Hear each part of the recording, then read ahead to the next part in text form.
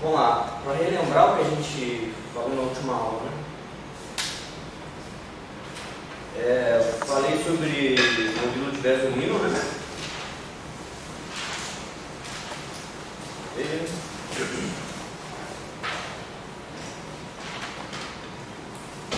A gente provou que a ação, pelo menos em parte, né, da ação invariante. Deixei como tarefa a segunda parte. Espero que vocês tenham feito. Ficar craque na álgebra de Crisp, aquela coisa toda. Hoje eu pretendo falar sobre super N de livros, na verdade super quem faz parte. Mas antes eu vou falar um pouquinho sobre terminar, apontar algumas coisas relacionadas à aula da semana passada, que não deu tempo de falar e tal. Eu pretendo fazer uma ligação com a álgebra da supersimetria e aquelas transformações que a gente viu. Vai ser algo fazer com cuidado, mas vai ser algo rápido. E a gente começa a falar sobre o modelo de QD supersimétrico. Não sei se dá tempo de falar hoje sobre o modelo que interage a parte de matéria com a parte que a gente vai falar hoje. Mas amanhã com certeza eu falo sobre isso, e se der tempo também eu falo um pouquinho sobre quebra de supersimetria. Só um esboço, né? É um negócio bem... É uma área de estudo dentro da teoria de campos teóricos. Ok? Inclusive eu estou até com a aula de amanhã aqui, mas eu vou deixar algum de vocês não tinha recebido e-mail? Você recebeu hoje? Não. Eu tirei o R no final. Foi agora às 3 horas. Ah, então eu não vi. Tá, se você pegou alguma coisa, mas você me fala. É amanhã a última. Eu vou relembrar aqui. Eu acho que o modelo de Vesolino, né? Eles tinham...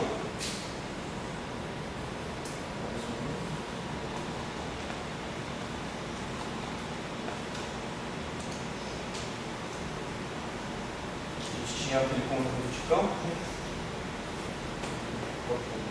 Escalar,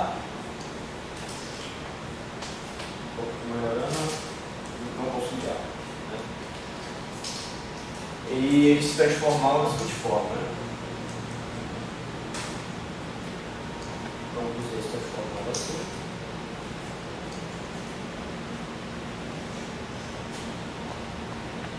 Esse é o parâmetro de SUS.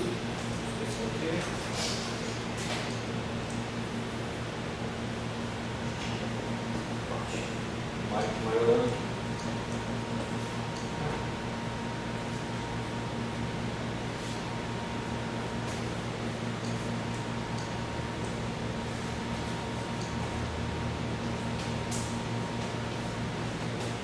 E por fim,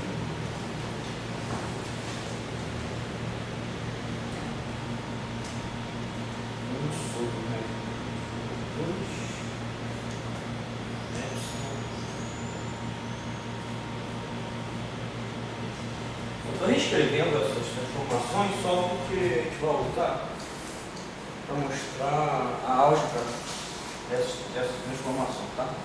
Deixa aqui um minutinho. Eu vou usar essas duas. Deixa eu ver. Vou usar a do Z e a do... Mas deixa ela aqui. É só um detalhe. Se vocês repararem, a gente pode reescrever essa transformação aqui como uma derivada total. Esse parâmetro é constante, você pode trazer a derivada para fora, botar em parênteses. Isso vai ser importante depois para a gente tratar a quebra de supersimetria. Uma vez que a gente pode adicionar um termo linear nesse campo, na lagrangiana, que a lagrangiana vai continuar sendo invariante. Você está adicionando algo que transforma como uma derivada total. Mas apesar da lagrangiana continuar invariante, a gente vai ver que o vácuo da teoria não vai ser mais invariante. E isso é o que a gente chama de quebra de SUS. Então a gente pode quebrar a supersimetria a partir desse campo. Talvez amanhã eu fale sobre isso. Mas continuando, o que eu quero fazer é o seguinte: partindo de dois parâmetros, epsilon 1 e epsilon 2, ambos parâmetros do caráter Majorana, né? A gente vai calcular o seguinte computador. Vamos calcular o computador de duas transformações de supersimetria, com dois parâmetros diferentes. Para exemplificar, a gente vai fazer um campo Z. O que a gente vai mostrar para o campo Z vai valer tanto para o campo aqui quanto para o F. E esse caráter dessa comutação aí, que é uma álgebra, no fim das contas, ele está ligado à álgebra da supersimetria que eu já tinha rascunhado numa aula anterior. Então vamos lá, vou fazer isso explicitamente. Vamos fazer uma variação aqui para esse parâmetro de epsilon 1, vou botar em parênteses epsilon 2. Menos, só trocar o epsilon 1 por epsilon 2. Isso, né? Eu vou usar aplicar essa transformação aqui, tá? Epsilon 1 sobre raiz de 2 epsilon 2, né? Para diferenciar os parâmetros, o vetor left aqui, okay. Tudo isso aqui, menos a mesma coisa trocando o parâmetro. Essa variação passa para cá, vai ficar sobre raiz de 2. Perdão, tem uma coisa que eu errei quando eu fui fazer a primeira vez, eu esqueci aqui tem um meio, tá? Segundo a anotação do livro, o contador é um meio de 1 menos invertido, tá? Então tem um meio disso, então aqui eu já vou colocar um meio, e aqui também vai ter o correspondente, tá? Então aqui é 1 sobre 2, né? Esse meio é importante porque na álgebra eu usei e vou utilizar na anotação onde vai aparecer esse meio lá, então tem que tomar cuidado. Vai ser meio dos dois termos. Tanto meio aqui quanto meio. Só pegar esse termo e então, botei esse 2 aqui para fora, vou botar o epsilon 2 também. Vezes a variação em relação ao parâmetro epsilon 1 do PL projetor left aqui, menos, eu já posso escrever aqui explicitamente, tem espaço, 2, epsilon barrado, delta de epsilon 2, ok? Aí a gente usa a definição dessa transformação aqui, tá? Que vai nos dar mais um raiz de 2, que vai tirar essa regra no quarto, de parâmetro epsilon 2. Vamos lá, escrever aqui. Projetor left, gama, derivada do Z, mais F, que é epsilon 1, então a gente vai ter que o epsilon 1, menos, como não cabe, eu vou só colocar de forma simplificada. Ok, a gente vai ter esses dois termos, menos o inverso. Se a gente utilizar as propriedades de tenores de Majorana, a gente tem que esse parâmetro. Se você inverter um com o outro, que é o que a gente está fazendo aqui, né? A gente vê o sinal de lei.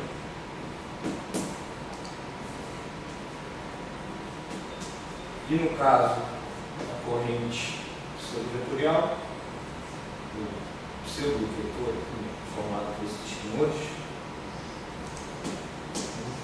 2, ele não troca de sinal.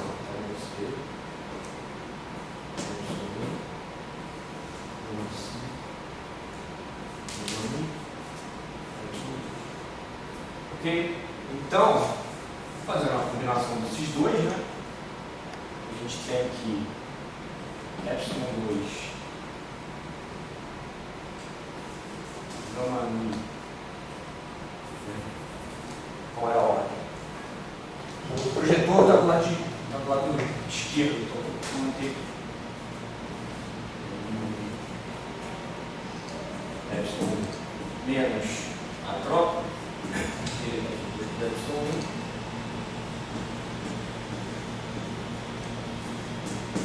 Isso vai ser igual ao seguinte.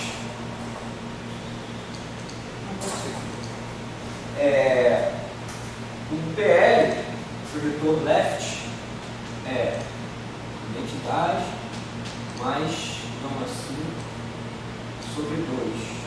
Só não estou enganado. Ou é menos? Acho que é menos, né? Vou ver a notação.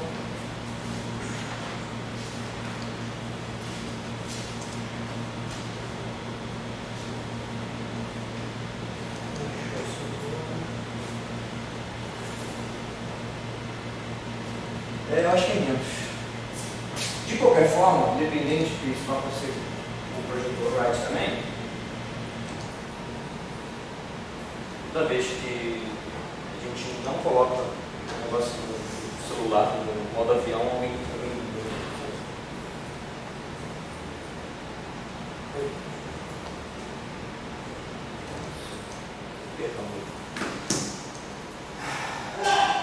então, bom, a componente da identidade, por essa propriedade aqui, vai trocar de sinal e vai somar. A componente do gama 5 não troca de sinal, então vai subtrair, de forma que só vai sobrar epsilon 2, epsilon 1, ok? A parte do gama 5 vai morrer tanto se fosse left, como se a gente fizer essa mesma álgebra com o projetor right. Então a gente vai ter isso aqui, duas vezes, né? E então essa componente aqui, eu vou poder botar o epsilon aqui, eu vou fazer o próximo passo e a gente vai ver, vai aparecer aquele vetorzinho contraído com essa derivada e esse termo aqui vai ser algo do tipo epsilon 2 epsilon 1 vezes f, menos o inverso, tá? Pegando esse termo aqui, o projetor left deixado, ok? Então o que a gente tem que analisar é se isso aqui, ó, epsilon 2, epsilon 1, parcial. Oi, ali em cima está trocado, né?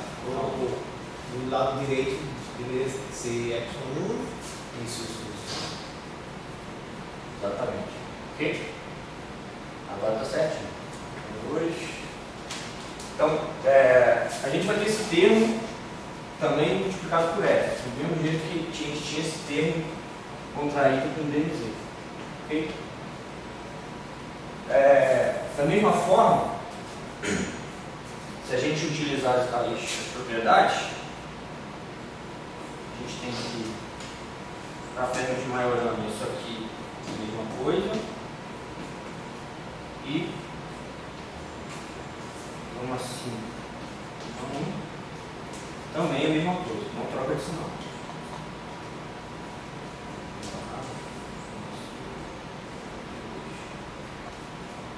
Ambos não trocam de sinal, então quando você tira a diferença das duas coisas, fica zero. De forma que, no fim das contas, a gente vai ter que comutador dessas duas variações,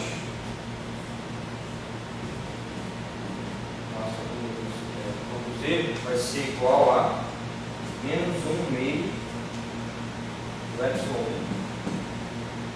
tomando epsilon 2 derivado. Ok? Esse menos meio é porque eu simplesmente botei o parâmetro epsilon na frente, então se troca.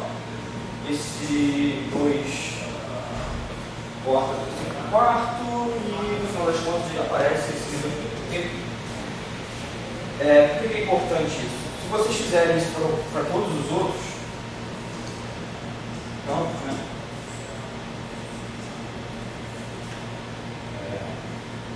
E isso vai dar menos 1 meio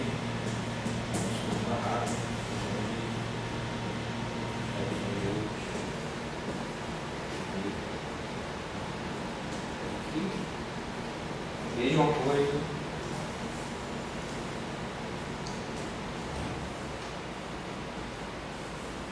Não é?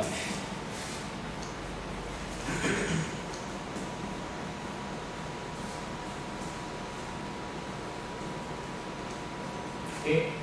Por quê que essa álgebra é reimplicada por todos os campos? É porque essa álgebra ela está por trás dessa supersimetria. Tá? E como eu tinha falado, aula anterior, não lembro agora. Mas a gente tem uma álgebra que é a extensão do grupo de Poincaré, etc, e a gente tem a álgebra desses operadores aqui, está exatamente por 1 meio, menos 1 meio.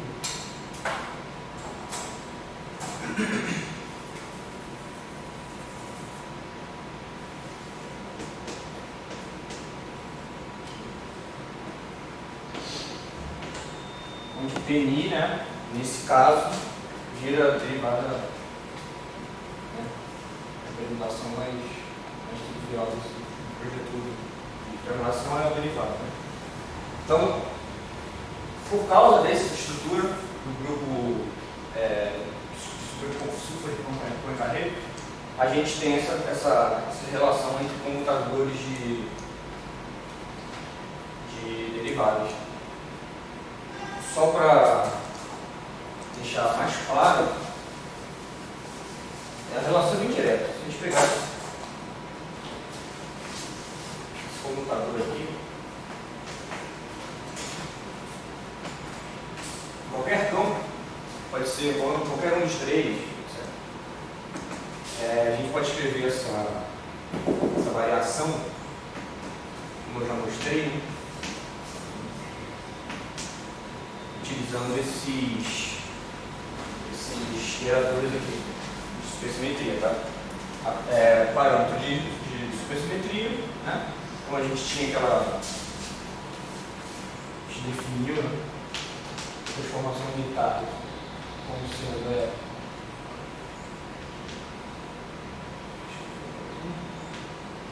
aqui, né? A variação de primeira ordem, né? A gente expõe isso aqui e tal. Então, em primeira ordem, uma transformação é dada por isso. Como os dois têm caráter Mariano, posso fazer isso aqui.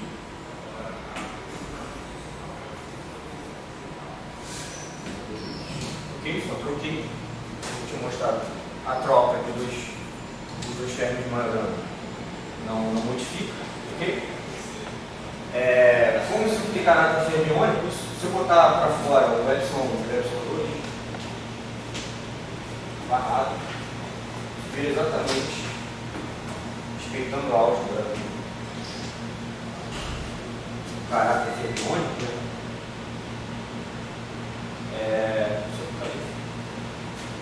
Ok? Um computador, quando você faz essa jogada aqui, você ganha um computador para o sinal que vai aparecer aqui, ok? E usando a álgebra, a gente tem exatamente isso aqui, menos um meio. Então aqui já, ok? Se substituir isso aqui, você ganha exatamente a função. Ok? Então, essas transformações aqui, elas não são arbitrárias, elas são as transformações que respeitam a álgebra da supersimetria.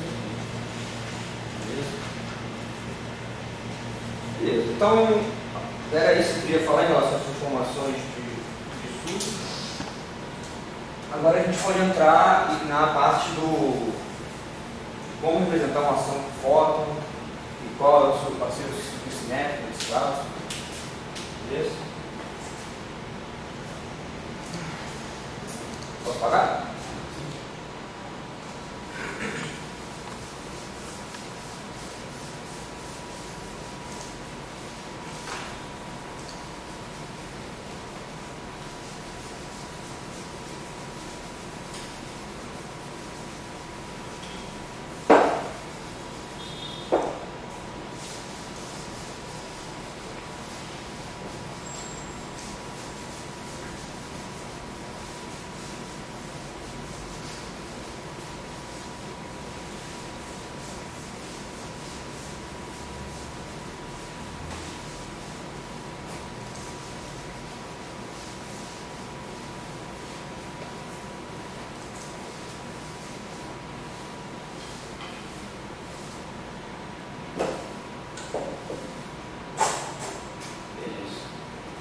Vamos lá.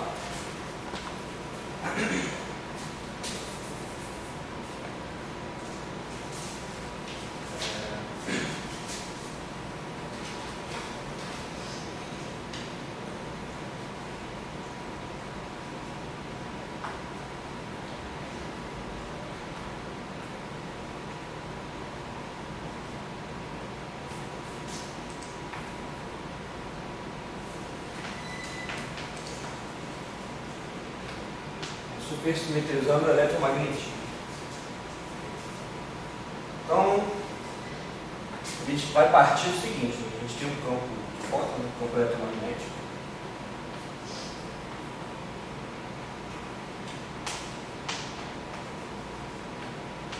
Que a gente representa como potencial vetor, né? Do ponto de vista quântico, representa o fóton. Okay?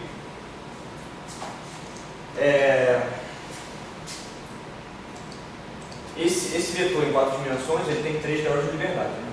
Off-shell. A gente já usar a equação de movimento, ele teria só 2, que seriam os dois modos de propagação. Off-shell tem 3. Né? Off-shell.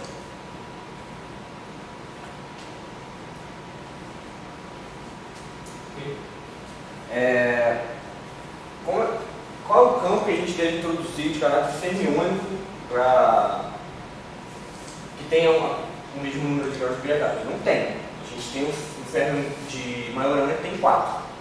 Então a gente vai introduzir aqui o fermion de Majorana.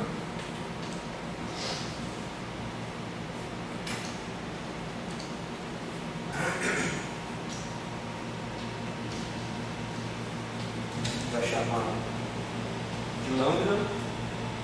Que em geral é o chamado gaugino ou fotino.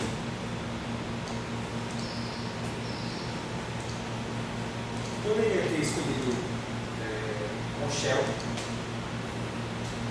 Em geral, você pode. Aqui seria 2 graus de liberdade, aqui seria 2, beleza, acabou. Só que em geral, a supersimetria ela vem para solucionar problemas quânticos. Aí é melhor a gente iniciar o problema off-shell, porque esses graus de liberdade vão gerar soluções quânticas. Okay? Mas com o shell ele teria 2 e teria 2, acabou. Como é off-shell, a gente tem que introduzir um campo auxiliar. Né?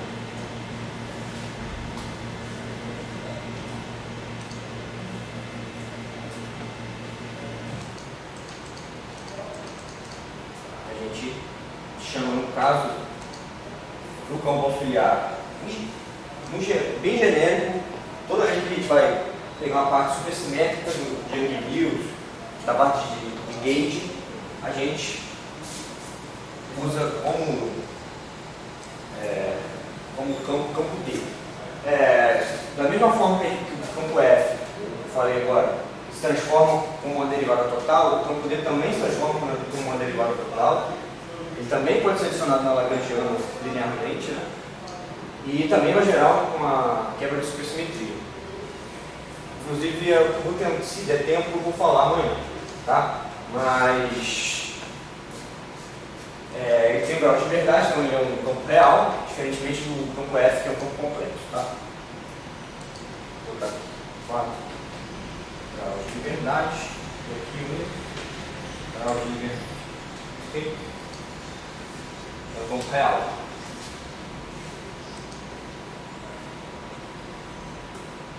Okay? Então, a partir desses 3 campos, o AMI, o âmbito dele, a gente pode construir uma ação agora que tem variantes sobre supersimetria. Ok?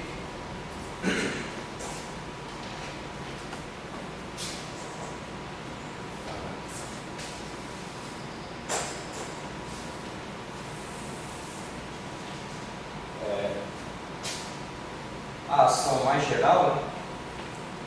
Da Super-Young tem gente que não gosta de chamar Young Mills quando é o caso simples, né? O caso abeliano. Mas eu acredito que seja um caso particular de Young Mills. Então, como vocês vão ver, a diferença é só uma derivada por variante a mais. Tá? E, claro, você vai ter suas características próprias, mas a estrutura geral da ação é a mesma. Então, eu vou me referir a essa ação como uma ação super. Então a gente vai ter aqui a parte mais batida de toda a ação de eletromagnetismo, que é a parte do fóton, quadrado. Eu vou só para ser mais cauteloso, eu vou definir o FMI aqui embaixo, mas é bem trivial, né? Ainda mais no caso abeliano. Você tem a equação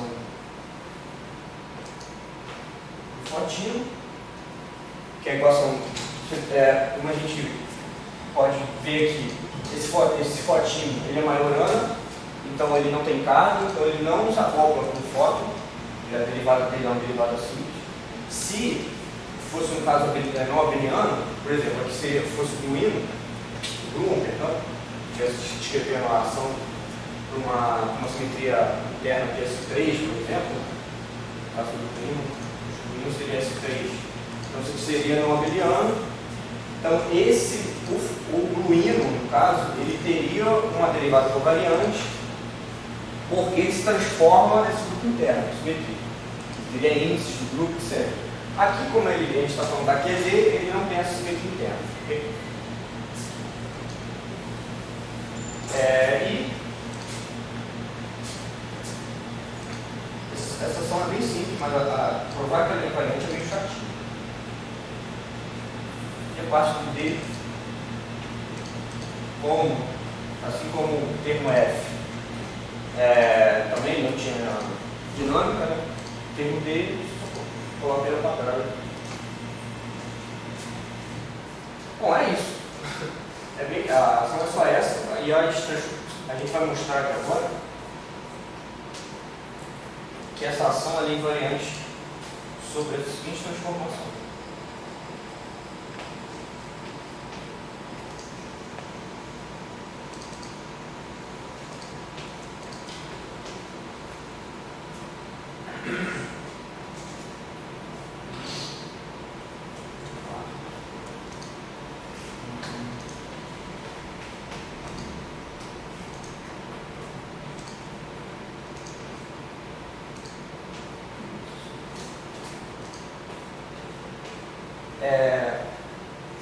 A transformação é um pouquinho mais complicada do caso anterior, e é por isso que dá um pouquinho mais de trabalho, principalmente fazer esse mais chamada e a variação do B é menos 1,5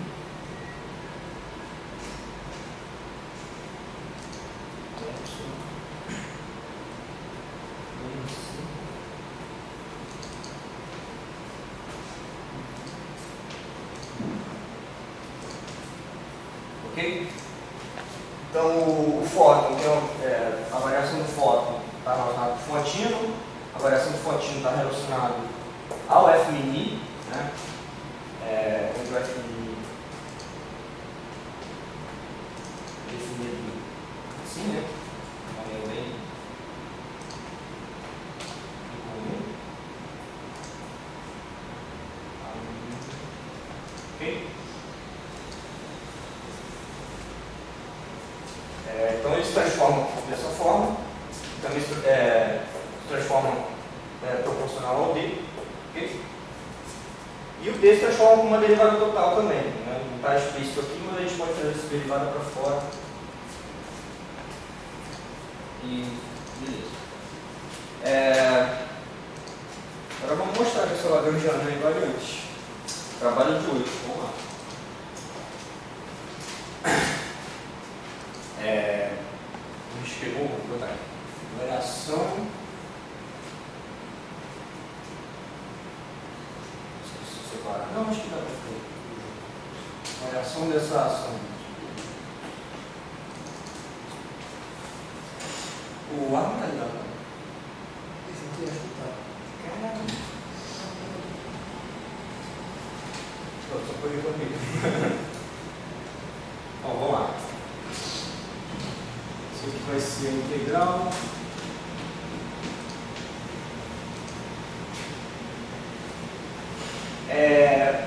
Eu vou já usar uns artifícios aqui nesse game para fazer a variação dele, tá? Vou escrever aqui no canto. A gente quer essa variação, né? F. Ok? Eu vou escrever dessa forma.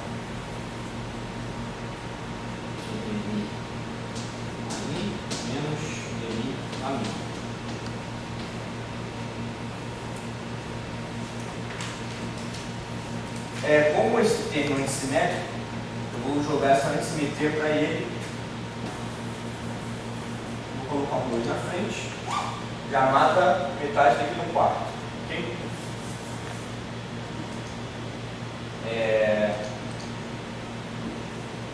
Próximo passo.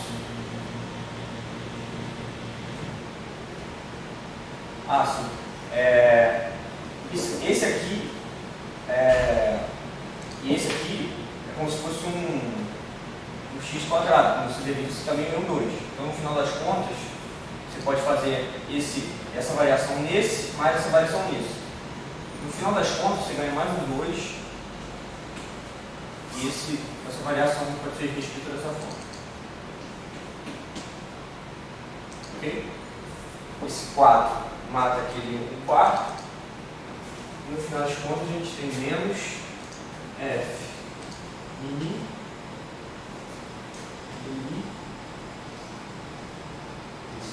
a variação de A. Como se a gente estivesse tirando a equação do movimento, né? A gente faz a integral por partes aqui, chegaria na equação dni definir igual ao J.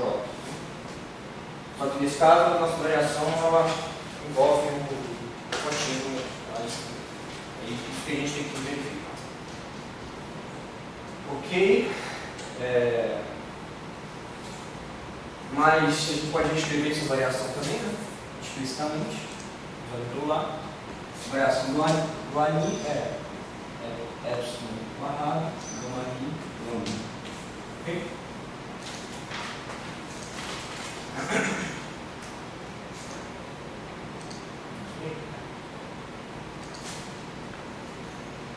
Aí a gente vai para a parte, né, do fotino, menos, imaginando sobre 2, a variação disso aqui barrado, lambda menos I sobre 2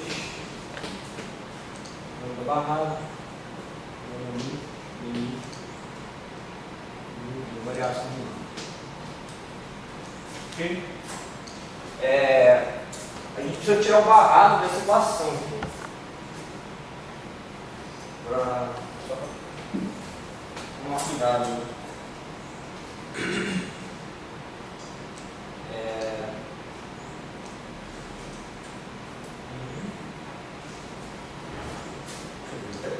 A variação do fotino vai ser I no quarto gama mini F mini mais 1 meio e gama 5 F mini. Se a gente tirar esse barrado, né, isso transposto, esse gama zero, né? Definição do barrado. Quando a gente tira isso transposto, isso é real, o F mini é real, o D é real. Então a gente precisa saber como isso aqui se comporta, tirando o transposto, não, perdão, Dagger. Tirando o Dagger, conjugado, e o gama 5 também. Qual é o comportamento dessas duas coisas? A gente também tem esse I que vai virar, no fim das contas, esse objeto aqui, vocês podem fazer a conta, tá? Esse objeto aqui, gama zero, ele vai menos gama mini, tá? E o gama 5, tá? Gama zero, vai menos, na verdade é isso aqui.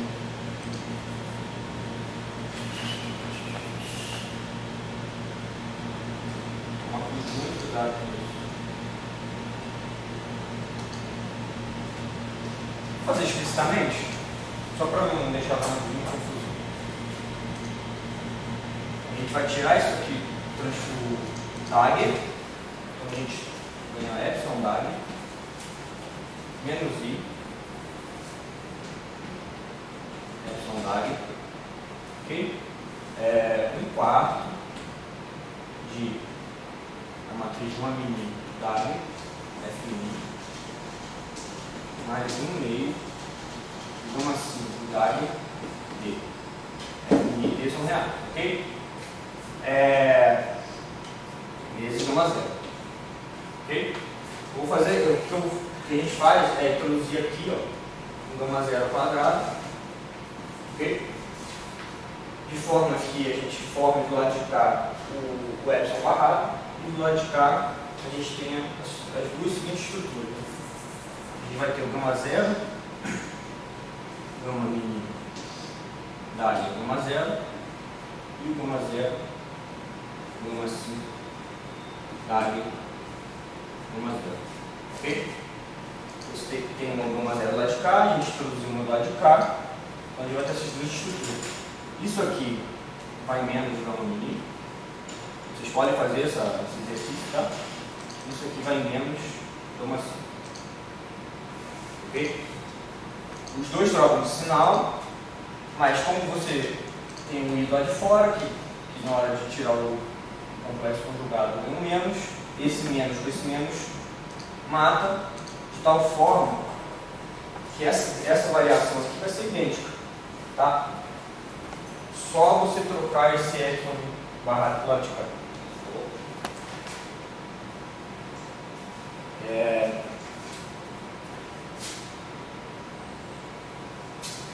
Eu vou reescrever aqui. Posso parar?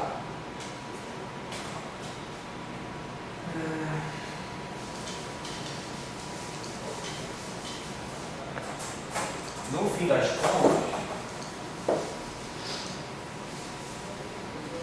gente vai ter isso aqui. Vou escrever explicitamente. Esse sobre 2 com esse izinho aqui, ó, menos I com I dá 1, fica 1/2, epsilon barrado, no quarto, F do alfabeto, troquei o índice para não confundir, para a derivada vai vir em frente.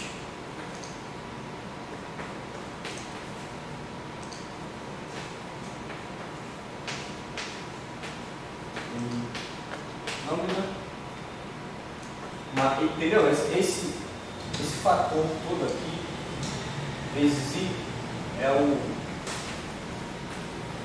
delta nome da barra.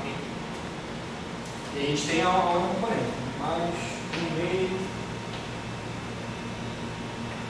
barrado, uma aqui, 1/4 de F,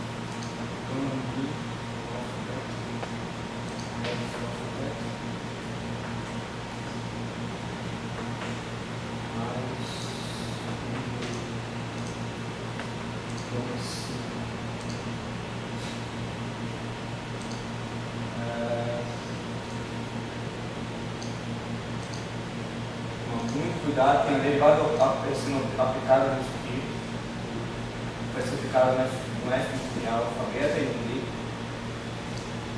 e o parâmetro constante aqui. Essa derivada a gente vai aplicar nesse negócio aqui. Ok? E por último,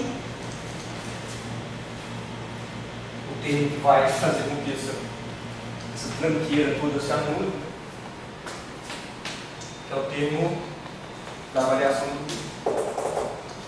Ok? É menos 1/2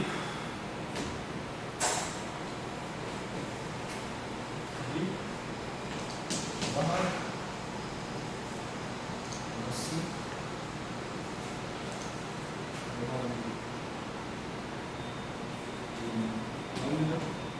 existir. Ok? Esse termo aqui ele vai cancelar esses dois termos com D aqui. Não sei se dá para visualizar. Ó, tem esse operador sendo aplicado nos dois, tá vendo? Esse termo aqui vai ser uma derivada do D. Não vai se cancelar. Mas esses dois aqui, ó, vão se cancelar. Tá certo? A derivada do meio.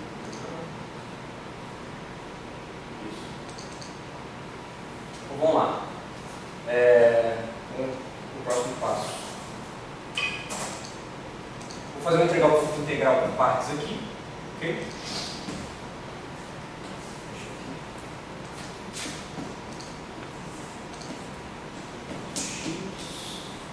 Fazer a integral por partes. E a gente vai ignorar a derivada, tá? Total. Usualmente, né? Quando a gente faz a integral por partes. Vai dar mi de f mi vezes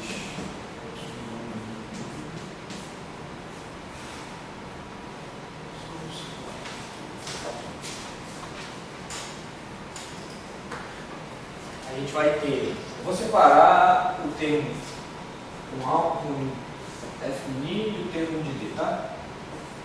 Vou escrever primeiro os termos com f mi. Vai ser mais 1/2 de epsilon barrado, isso 1/4 de 1/8, no alfabeto.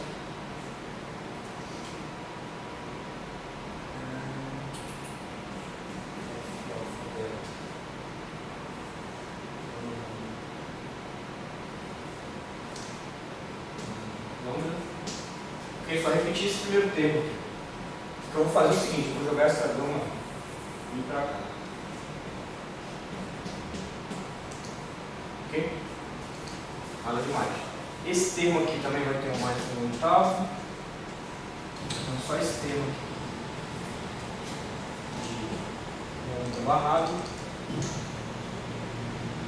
Gama mi, gama alfabeta da derivada mi de f alfabeto vezes o epsilon, mas o epsilon pode ficar aqui.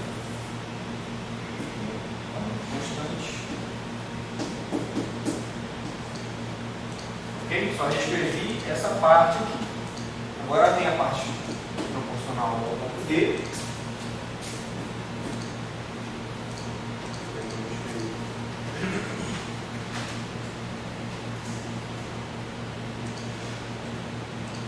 Um meio dá 1/4. Barrado, gama 5.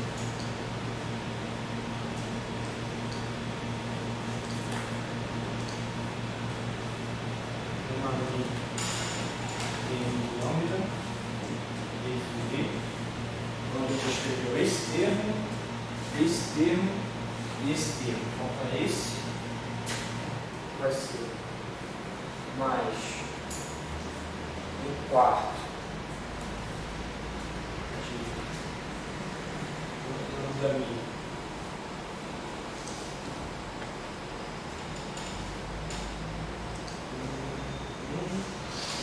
Gama 5 epsilon m de t. Só passei essa derivada aqui. Esse epsilon pode passar o d para fora, forma esse vetorzinho aqui e aplicado na derivada no t.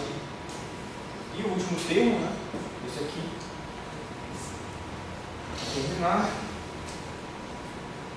é igual a menos 1/2.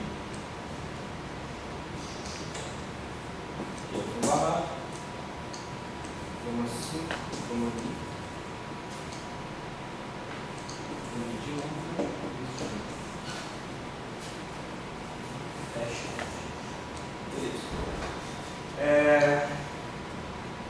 O que dá para fazer agora para cancelar?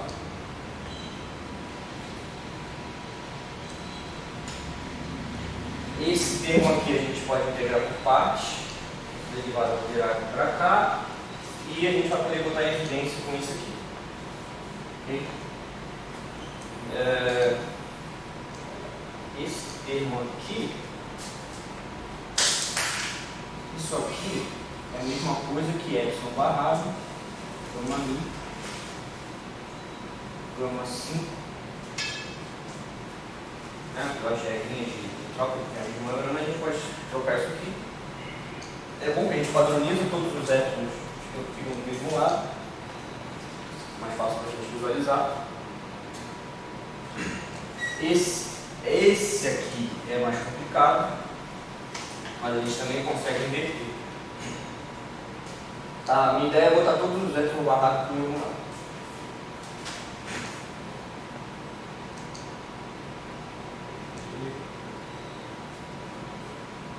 Isso aqui, vocês podem fazer a conta, tá? É só tirar o transposto, isso aqui é real.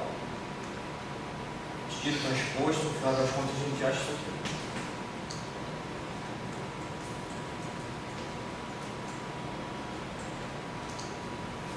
Ok? A gente inverter só para o sinal. De forma que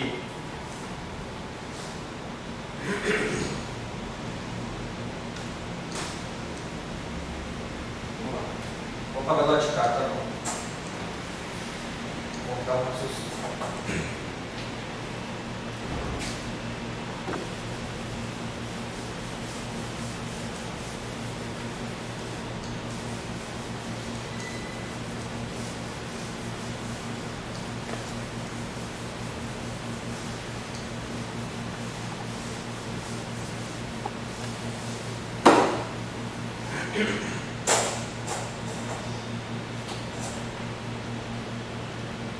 Bom, continuando aquela equação ali, a gente vai ter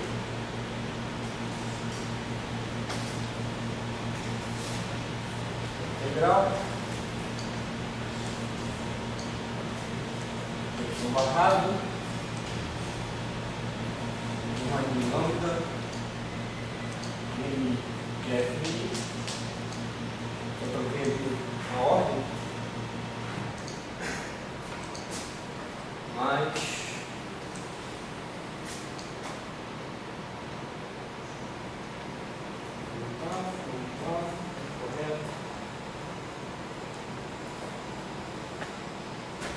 Vou fazer essa derivada por partes, tá? Vou trocar o sinal.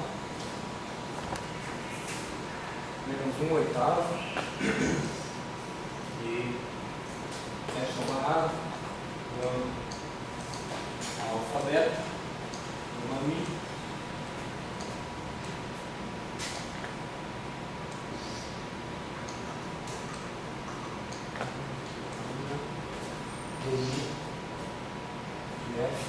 Alfabeto. Só vira a integral por parte desse termo. O segundo termo eu vou trocar e ganho menos, tá? Não vai também ter um menos 1/8 aqui.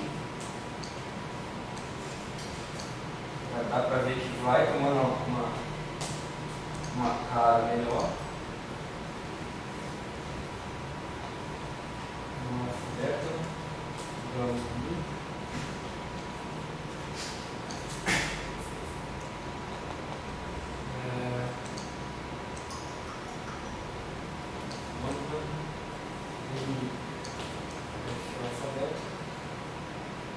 Mas esses termos são iguaizinhos, então eles vão se somar. Mas esse termo aqui a gente vai fazer uma integral por partes. A gente vai inverter e fazer uma integral por partes. Vai ficar menos 1/4. Menos 1/4. E epsilon barrado. Gama mi. Gama 5. D dúvida. Esse B. Está explicando muito bom.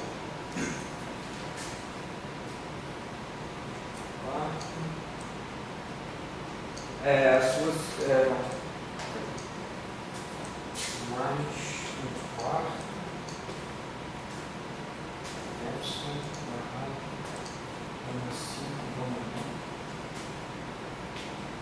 1 lambda vezes d.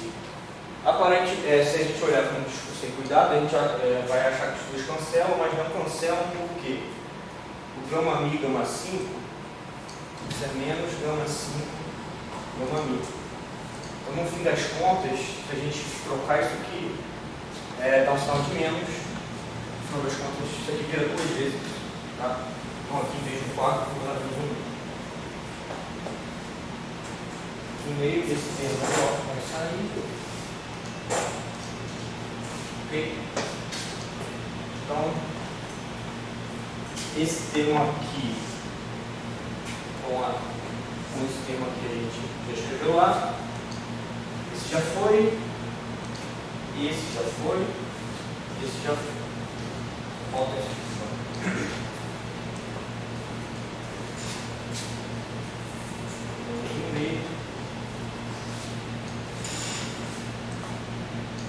Peraí.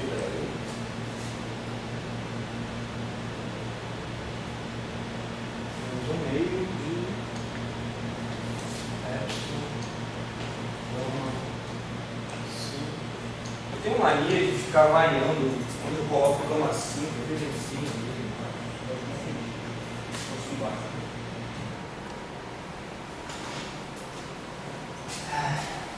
beleza.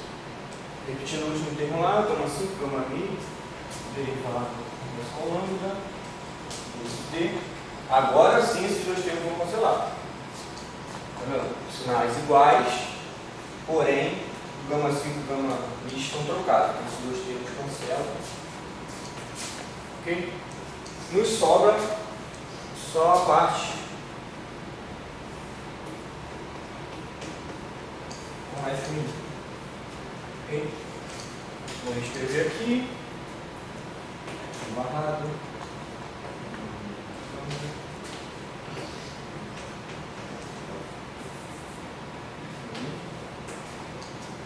Menos. Os dois termos são iguais, então no final das contas soma. Depois se eu estiver errado, tem que ser.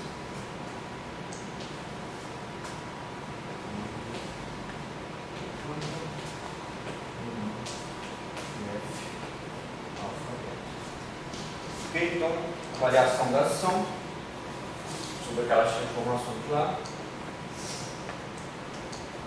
é dada por isso aqui.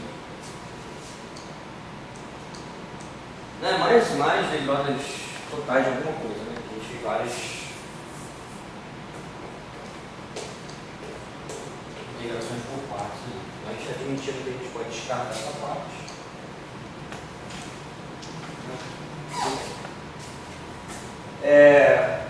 Qual é a jogada agora? Agora a gente tem que reescrever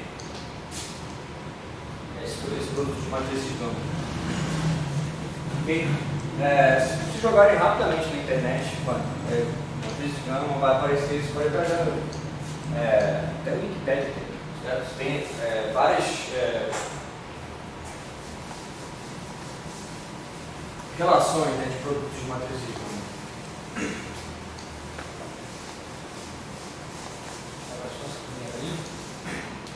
Você tem algumas relações, né, de forma que a gente possa escrever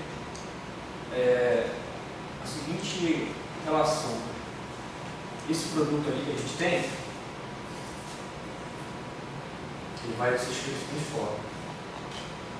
Ele é dado por esse conjunto aqui de menos alfa beta mi, ok? Eu simplesmente reescrevi essa relação gama alfa, gama beta igual a 2 vezes alfa beta e com isso, né, gama alfa e gama beta vai ser escrito com alfa beta menos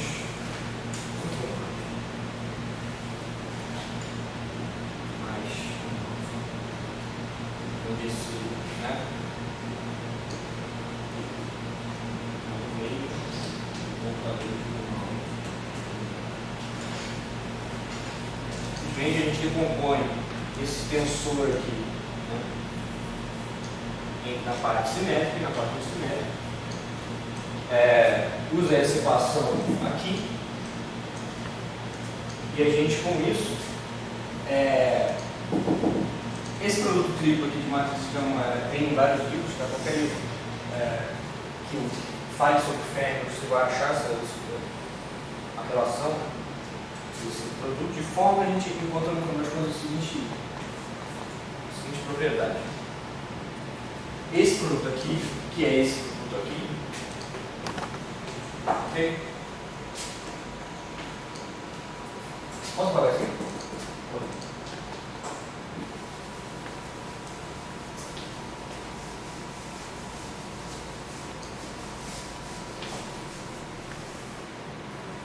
Recomendo quem queira trabalhar com Fermi, olhe isso com uma curiosidade tremenda, porque saber essas regrinhas é a diferença entre você olhar para o negócio e saber simplificar ou não. Se a gente não usar essas regrinhas aqui, a gente não saberia mostrar que aquilo ali é zero, né? É isso que a gente quer mostrar. Em muitos casos, algebrismos assim simplificam a nossa vida. Ok? Então, essa igualdade aqui vai se dando por isso vai ser esse do eta a nossa métrica, né? Vezes a gama outra métrica alfa, né? Ou seja, mantém o caráter assimétrico nos índices da alfa beta. Se eu olhar aqui, tem assimétrico no alfabeto. E tem uma outra componente aqui, mi, alfa, mi, gama mi, gama c. Ok?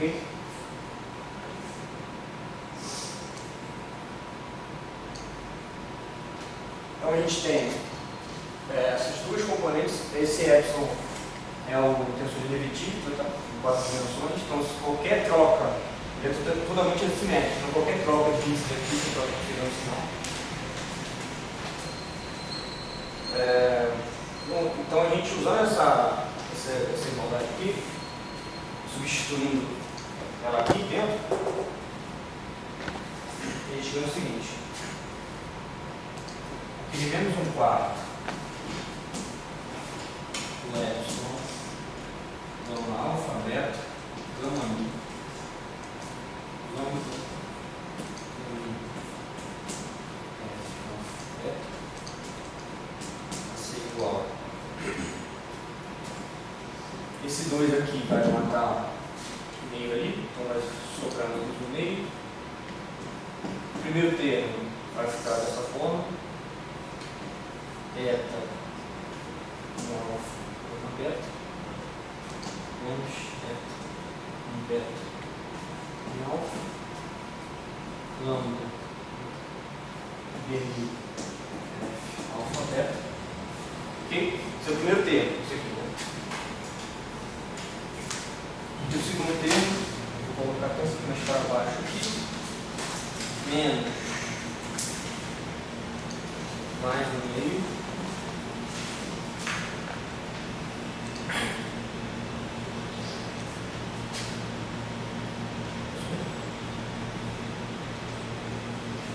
mais no meio de epsilon, gama mi,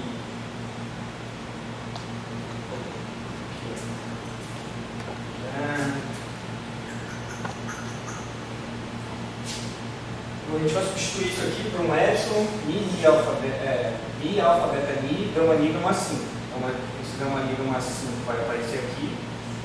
A gente tem isso aqui, vindo daqui. Okay? Vai ter o i aqui fora. O 2 marca aqui por 5/4, dentro do meio. Vezes, a gente tem o epsilon, aqui, epsilon, mi, alfa, beta, mi, esse mi está contraído aqui, da mesma forma, ok? E o d, de mi é alfa, beta. Ok?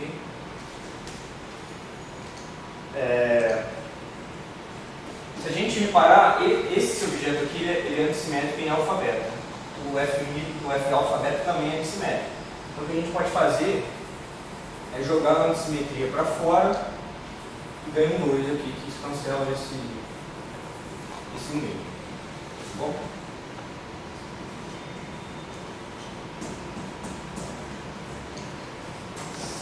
Uma maneira de simplificar a nossa conta. Mas se a gente reescrevesse explicitamente os dois componentes, fizesse uma mudança de índice, a gente chegaria no mesmo. Ok? Então, essa métrica, ela não tem valor na álgebra de Clifford. Né? Então, ela pode sair daqui. Não. Ok? Mudando aqui, a gente chega nessa equação. Ok? Só joguei a métrica para fora e apliquei ela aqui subindo o índice da derivada. A gente pode reescrever isso aqui, né? Usando os índices aqui do outro termo. Reescrevendo, né? A gente acha exatamente o termo que tem lá com o sinal menos. Ok? Então, uma parte daqui é igual a essa daqui com o sinal de menos. Então, cancela na soma das duas, isso vai cancelar aqui. Ok? Esse termo de cá. O segundo termo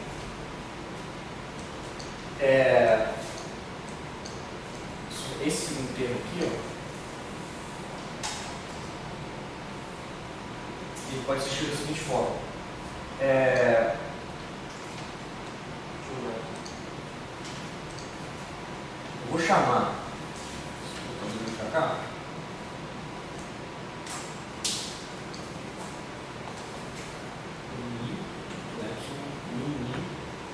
Ok, eu vou chamar esse objeto aqui, ó. Se eu não me engano, se pela propriedade esse tensor dedutivo, eu posso fazer isso aqui sem trocar o sinal nenhum. Eu modifiquei, pulei 2 vezes o ni para cá, o 2, troca 2 vezes e troca o sinal. Esse objeto aqui é o que a gente chama de dual. Né? Isso aqui é menos 2 vezes o dual do f ipsis mini. Ok? Definição, né? O dual igual a 1 meio. Aí tem definições de meio, menos meio, que apareceriam menos aqui a princípio, mas não tem problema. No final das contas vai ser zero isso aí. Alfabeto. Alfabeto. Okay? Então a gente, por definição, dual é esse aqui. De forma que esse objeto aqui é igual e ni. Ok? Ganhamos 2 aqui na exposição. Bom, equação de. Como que chama? Equação de Bianchi. Né? A derivada dual é zero. Que é sempre zero. A não ser que exista um novo ponto. Então, esse termo vai cancelar com aquele, esse termo aqui pelas equações de Bianchi também está nulo. De forma que a ação do inimigo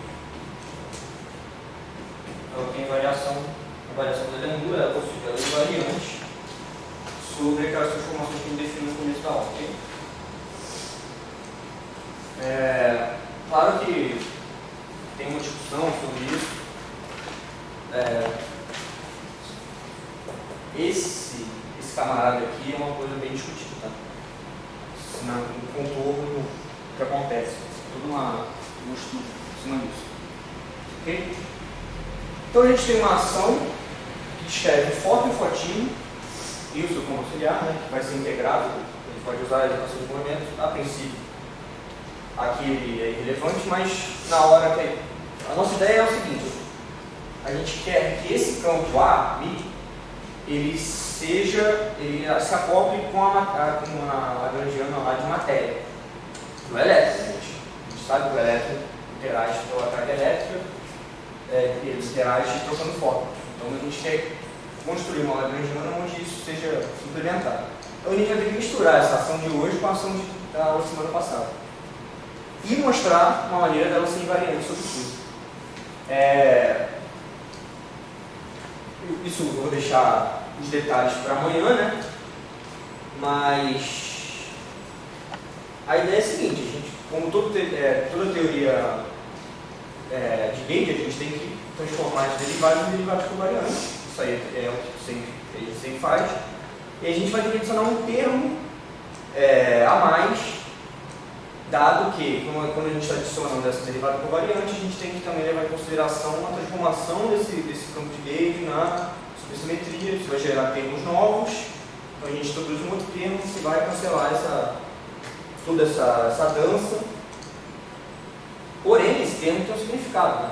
O significado vai ser o seguinte: deixa eu ver agora, não vou escrever aqui hoje, não. Amanhã a gente faz. Vai ter um acoplamento entre o fotinho e o elétron. Então, em certos modelos, você pode ter uma mistura de fotinho com elétron. Ok? Não sei se vocês já escutaram falar de neutralino.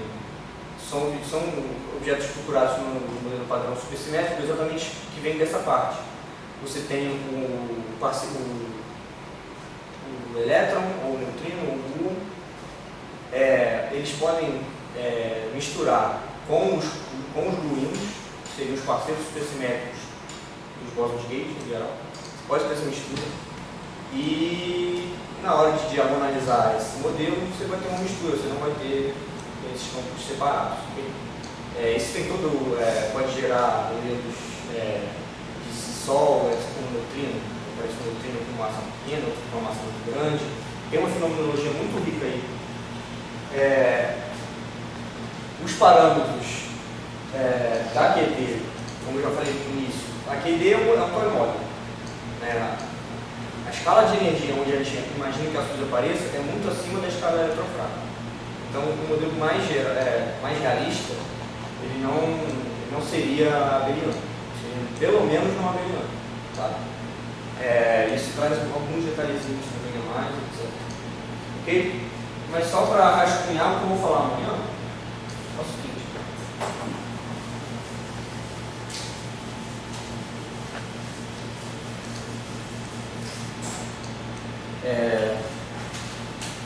A gente vai assumir, né, aqueles campos. Você vai ter uma transformação que é alfa de x local, né? Z. A gente tem que construir também um Fermi de Dirac, né? A partir do Fermi de Dirac, né? Ou seja, a gente vai duplicar essa jogada de forma que eles também tem uma transformação de fase local e essa transformação esteja ligada com a transformação de gauge desse campo A que a gente escreveu hoje.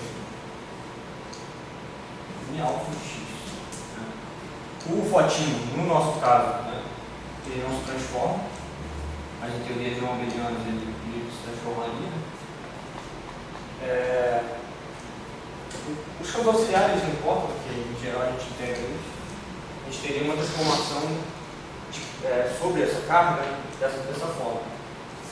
Isso vai fazer com que a gente transforme as derivadas lá naquela lagrangiana, né? Isso vai virar derivada covariante. Agora eu vou dizer mais I que a mim. Ok?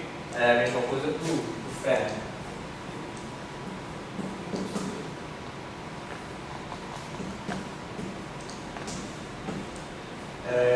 Mas, se a gente fizer essa mudança, não é suficiente para manter a soma da lagrangiana, né? S de matéria mais S de subambigus. Essa soma aqui não vai ser invariante absurda, a gente vai ter que introduzir uma lagrangiana que vai misturar fotinho com o Fermi e também mistura vamos falar aqui com o Z. Okay?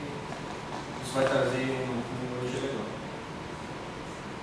Muita discussão relacionada aqui à relação de subsimetria nessa parte. Okay? No fim das contas, né, a gente vai ter uma ação que vai ser variante subsusa, mais o UNA, que é essa subsimetria. No caso que ele não abeliano, se vira SN, etc. Ok?